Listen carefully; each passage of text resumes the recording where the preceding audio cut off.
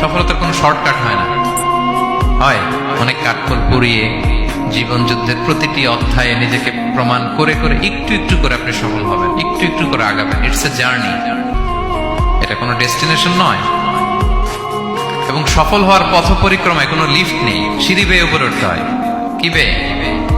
কিন্তু আমরা সফল হতে চাই কিভাবে? ডাইরেক্ট 100 তলায় আমি সফল, উপরে সবার উপরে আমি, এইভাবে চাই সফলতাটা। সবার উপরে উঠে যাব, গোল্ড মেডেল গলায় পরাই দিবে, আমরা সাকসেসফুল না। সফলতার রাস্তায় কোনো লিফট থাকে না। কি দিয়ে উঠতে হয়? সিঁড়ি বেয়ে ঘাম জড়িয়ে উঠতে হয়। দেখেন, শুধু আলোর মুখ দেখার জন্য মায়ের পেটে আমাদের কত সময় লাগছে বলেন তো? জাস্ট একটু লাইট, হ্যাঁ, 9 মাস 10 মাস সময় লাগছে শুধু একটু আলো দেখবো আমরা। একটু আলোর মুখ দেখার জন্য আমার লাগছে 9 মাস। আর এখানে আমরা শর্টকাট খুঁজি, খালি কি খুঁজি? সফলতার কোনো শর্টকাট নেই। অল্প এফোর্টে যারা সফল হতে চায় এরা কোনোদিন সফল হয় না। ইউসুফ আলাইহিস সালামের জীবনীটা একটু খেয়াল করেন, একটু একটু করে তিনি সামনের দিকে গিয়েছেন এবং সবশেষে ইজিপ্টের ফিনান্স মিনিস্টার হয়েছেন।